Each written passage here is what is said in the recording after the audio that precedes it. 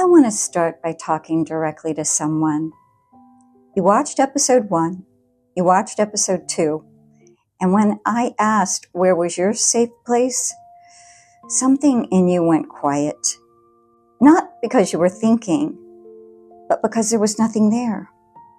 No library, no grandmother's kitchen, no tree house, no corner of the church, no anywhere. And maybe you felt a little left out. Maybe you thought, this series isn't for me. I don't have a memory like that to go back to. This episode is for you, because what we're going to do today might be the most important thing you've ever done for yourself. I want to name some childhoods, and I want you to tell me in your heart if any of these were yours. Maybe you were a child who became the caregiver.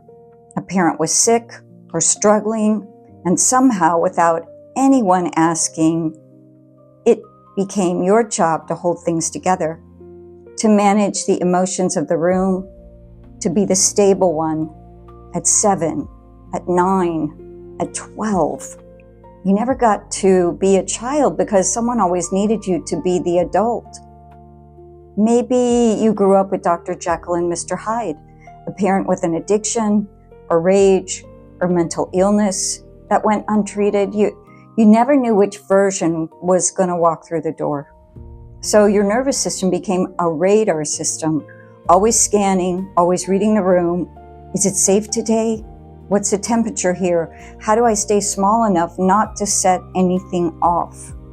Safety wasn't a place you went to. It was a calculation you made every single day to survive. Maybe you grew up in a militant home or a cult. Rules everywhere, surveillance everywhere. Even your thoughts weren't private. Even your feelings weren't allowed. Safety didn't exist in the physical world or in the interior world. There was nowhere to hide, not even to be yourself. Maybe you were raised in an institution or moved from home to home. No consistent face that meant home. No one person's whose arms felt like safety. You learned very early that people leave, that comfort is temporary, that it's dangerous to need. If any of those were yours, I see you. I really see you. And I want you to know something with absolute certainty. The absence of a safe place was never your fault. You didn't fail to find it. It wasn't hidden from you because you weren't worthy of it. It was structurally unavailable. The adults around you, they didn't have it to give because nobody had given it to them. Because this wound travels through generations like a river that's never been dammed until someone decides to dam it. You're here. You're watching this, which means whether you know it or not, you've already decided. So here's what we're going to do. We're not going to go back because there's no place to go back to. We're going to build together right now, you and me. And here's the beautiful thing about building something from scratch. You get to choose everything, every single detail. Nobody else's blueprint, nobody else's rules, nobody else's version of what safe is supposed to look like. This place belongs entirely to you. Okay, here we go. I want you to close your eyes if that feels safe, or if not, just soften your gaze.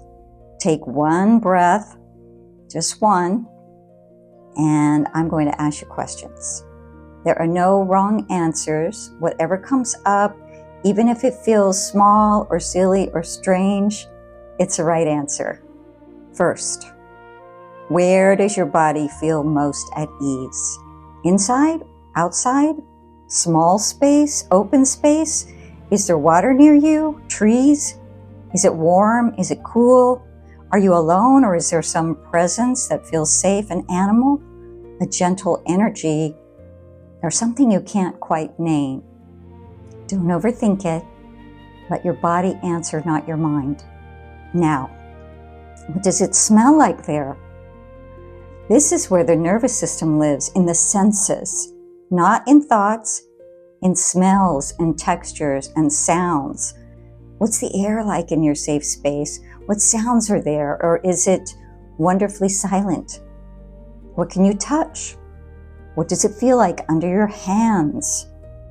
And finally, the most important question, what does your body feel like in that place? That feeling right there, that's what we're building. That's what we're going back to. Again and again and again, until your nervous system finally believes it's allowed to stay.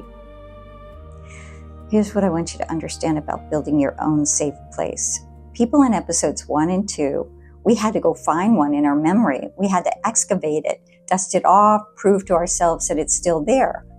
But you get to be the architect.